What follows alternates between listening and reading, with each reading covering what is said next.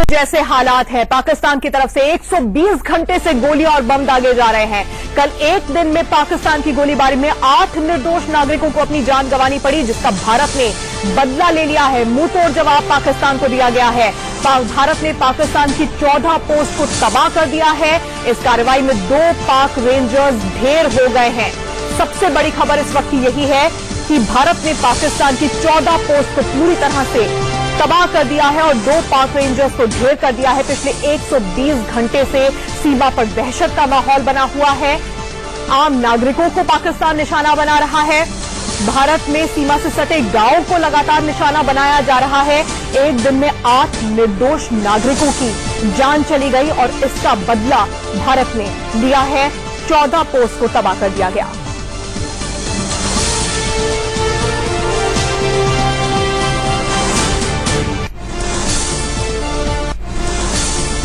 देश की सबसे बड़ी खबर पर इंडिया न्यूज की सबसे बड़ी कवरेज जारी है। एलओसी से लेकर इंटरनेशनल बॉर्डर तक इंडिया न्यूज के रिपोर्टर मौजूद हैं।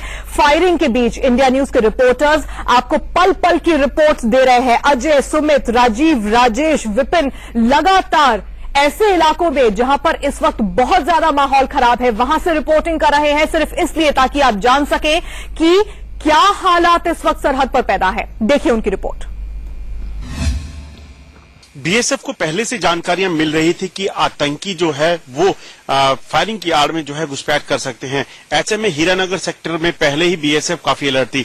हम आपको बताने की कोशिश करते हैं कि किस तरह का टेरेन जो है यहाँ पे है। आप देखेंगे ये इंटरनेशनल बॉर्डर के आगे का इलाका है। यहाँ पर यहाँ से कुछ दूरी पर जो है वो फेंस है और फेंस के पहले आप देखें तो बिल्कुल प्लेन इलाका है। बीच में एक नदी जो है, छोटी सी नदी बहती है जो पाकिस्तान की ओर भी जाती है और यही जो इलाका है, इसी इलाके को कैटर करके कहीं ना कहीं घुसपैठ करने के प्रयास जो है वो पाकिस्तान की तरफ से होने थे।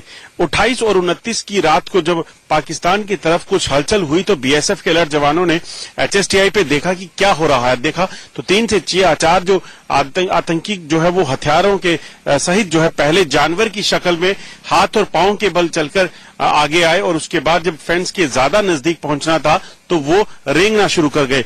कहीं ना कहीं बीएसएफ को जो है वो शक हुआ, जवानों को शक हुआ कि ये आतंकी हैं और घुसपैठ करने की फिराक में हैं। जैसे ही वो पास पहुंचे तो उन्होंने देखा कि बीएसएफ के लोग अलर्ट हैं। बीएसएफ ने जब छोटा फायर किया तो आतंकी तुरंत वहां से गायब हो गए और छिप गए। दूसरे दिन भी आतंकी आने होते हैं और उसके बाद एक बार फिर से पाकिस्तान वही चीजें दोहराने शुरू हो जाता है। आप देख सकते हैं लोग अपने मवेशियों के साथ अपना सामान लेकर कभी मोटरसाइकिल पर, गाड़ियों में यहां से निकल रहे हैं क्योंकि अर्निया में सुबह से फायरिंग हो रही है। तेज गोलाबारी की बात करें तो अर्निया में इस समय भी बॉम्बार्डमेंट जो है वो चल रही है और क्षति की बात करें तो 3 लोग इस गोलाबारी में जो है वो जख्मी हुए हैं, घायल हुए हैं। उन्हें तुरंत उपचार के लिए अस्पताल में भर्ती कराया गया है। आप देख सकते हैं कुछ लोग यहां पर मवेशियों को लेकर जाते हुए। एक और धमाके की आवाज यहां पर आई है। लगातार रिटेलिएशन बीएसएफ यानी कि जवानों की ओर से भी पाकिस्तान को माकूमल जवाब यहां पर दिया जा रहा है। लेकिन अगर बात करें यहां पर खौफ और भय लोगों के चेहरे, उनके दिलों में साफ देखा जा सकता है क्योंकि कल की बात करें तो कल काफी शांति रही थी दिवाली के बाद, लेकिन ये एक धमाका अभी हुआ है, बिल्कुल पास में हुआ है। और जहां पर हम मौजूद हैं, मैं कैमरामैन से गुजारिश करूंगा थोड़ा और पीछे हो लें क्योंकि यहां पर जो है वो फायरिंग रेंज है, मोटार और मीडियम गन का इस्तेमाल। एक और धमाका यहां पर लगातार सुबह अर्निया में सुबह से जो है वो गोलाबारी पाकिस्तान की ओर से की जा रही है। भारी क्षति, भारी नुकसान लोगों को यहां पर झेलना पड़ रहा है। कैमरा पर्सन रफीक खान के साथ ये मैं अर्निया में अगर बात करें इस समय जो है पास में गोलाबारी जो है वो यहां पर की जा रही है। और अगर बात की जाए इस समय अर्निया की तो फायरिंग रेंज में हम मौजूद हैं और पाकिस्तान जो है वो अपने नापाक इरादों पर जो है वो बरकरार बना हुआ है। और इस समय अगर बात करें 3 धमाके जो है बिल्कुल पास, अर्निया के बिल्कुल पास में हुए हैं। यहां पर जो है यहां पर अगर बात की जाए ग्राउंड जीरो पर इंडिया न्यूज की टीम है और ये धमाके ज्यादा दूरी पर नहीं थे, बिल्कुल बेहद नजदीक धमाके हो रहे थे। जिस वक्त विपिन अपनी रिपोर्ट कैमरे में कैद कर रहे थे, वैसे भारत पाक बॉर्डर पर तनाव के बीच इंडिया न्यूज भी बॉर्डर पर तैनात है। हमारे संवाददाता खतरे के बीच बॉर्डर से लगातार रिपोर्टिंग कर रहे हैं और पल पल की आपको जानकारी दे रहे हैं। जम्मू कश्मीर के नौगांव में एलओसी के पास इंडिया न्यूज संवाददाता सुमित चौधरी पहुंचे। यहीं से भारत ने सर्जिकल स्ट्राइक भी की थी। इंडियन न्यूज की टीम इस समय जहां मौजूद है जिन जंगलों में, ये नौगांव के जंगल है। जी हाँ, नौगांव के वो जंगल जहां पर अक्सर आतंकी इन्हीं घने जंगलों का फायदा उठाते हुए वैली में घुसने की कोशिश करते हैं। और मैं आपको बता रहा हूं कि किस तरीके से हम इस समय पेट्रोलिंग पार्टी के साथ हैं, और ये जो पेट्रोलिंग पार्टी है ये लगातार इन घने जंगलों में मूव कर रही है। और इसका काम है ना सिर्फ ये देखना कि क्या इन घने जंगलों का फायदा उठा के आतंकी किसी जगह घुस गए या फिर पनाहगाह तो नहीं लेते, या फिर अगर होते हैं तो उनको वहीं पर बर्बाद किया जा सके, उनको वहीं पर। और अगर आप मेरे सामने देख रहे हो तो आपको नजर आएगा कि पेट्रोलिंग पार्टी लगातार एलसी के ठीक पास है, और ये लगातार एलसी के उन हिस्सों के अंदर पेट्रोलिंग कर रही है या मूवमेंट कर रही है जहां पर इनको इनपुट्स मिलते हैं लगातार कि किस तरीके से यहाँ से जो आतंकी है वो घुसने की कोशिश करते रहते हैं। और हम इस समय इन्हीं घने जंगलों और मुश्किल हालातों में इन लोगों के साथ, खासतौर पर बीएसएफ के जवानों के साथ हम आगे बढ़ रहे हैं।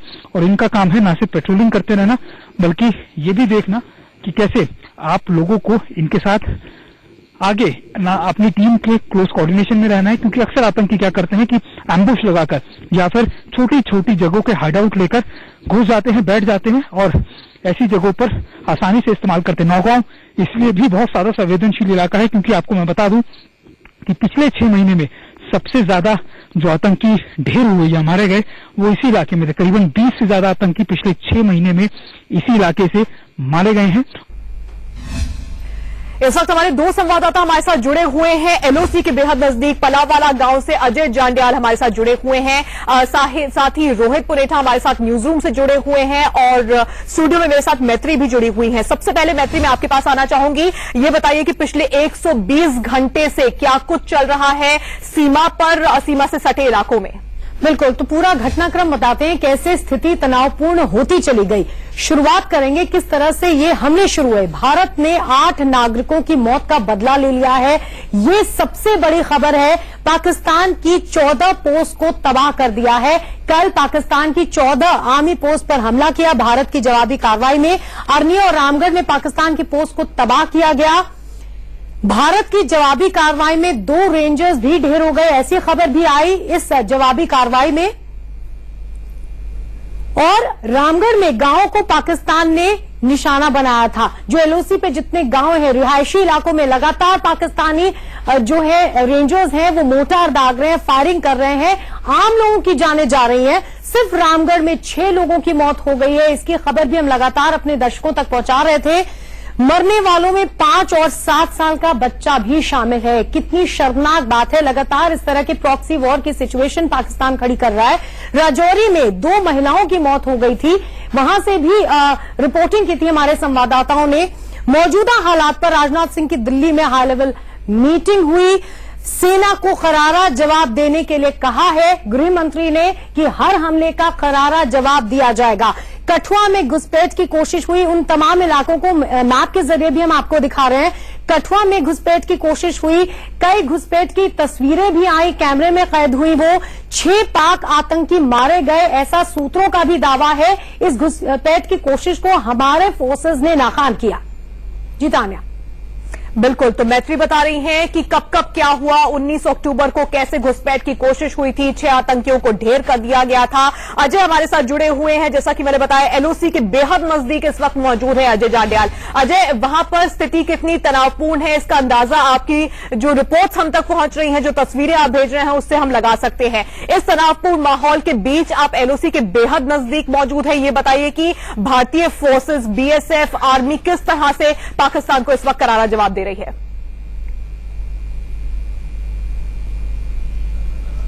बिल्कुल, आपने सही कहा। जिस तरीके से यहाँ हालात बने हुए हैं वो बहुत चिंताजनक है। और लोगों की बात करें, पलावाला सेक्टर सबसे पहले बात करूं तो कल 2 दिन की शांति के बाद जो है बीती रात जो है एक बार फिर से यहाँ पे फायरिंग हुई और लगभग 4 से 5 मोर्टार शेल जो है वहां पे फायर हुए। और तनाव इतना था कि 2 दिन की शांति के बाद जब ये फायर हुआ उसके बाद जो लोग घरों में वापस अपने मवेशियों को देखने के लिए या बाकी चीजों को देखने के लिए गए थे वो एकदम से वहां से एकदम भगदड़ जैसी मच गई और वो लोग निकलकर पीछे कैंप्स में आ गए हैं और वापस कैंप्स में आकर रहने लगे हैं। वहीं अगर दूसरी बात करें नौशहरा सेक्टर की, तो नौशहरा सेक्टर जो है वो इलाका पड़ा जिसमें कल सबसे पहले जो है वो शेलिंग शुरू हुई, और वहां जो शेलिंग हुई उसके कारण जो है कल 2 मौतें राजौरी डिस्ट्रिक्ट में जो यहां का किरनी गांव पड़ता है वहां पर हुई, और लगातार वो जो बढ़ती चली गई शेलिंग, जो बालाकोट और मनकोट के अलावा मेंढर सेक्टर तक चली गई। और पाकिस्तान ने जो 120 mm मोटार जो शेल जो है वो इस्तेमाल कर रहा है, वो लोगों पर धागे, वो सबसे बड़ी चिंता का विषय लोगों के लिए बिल्कुल, ये बने सब हुए हैं। बहुत ज्यादा इस वक्त चिंता का विषय बन गया है। रोहित का रुख करेंगे जो कि न्यूज रूम से इस वक्त हमारे साथ जुड़े हुए हैं। रोहित, एक तरफ सीज फायर का उल्लंघन नहीं रुक रहा है, हैवी शेलिंग हो रही है, हैवी फायरिंग पाकिस्तान की ओर से हो रही है, सीमा से सटे गांवों को निशाना बनाया जा रहा है, आम नागरिकों को निशाना बनाया जा रहा है। हमने अपने 8 नागरिकों को खो दिया है पाकिस्तान से हो रही गोलीबारी में।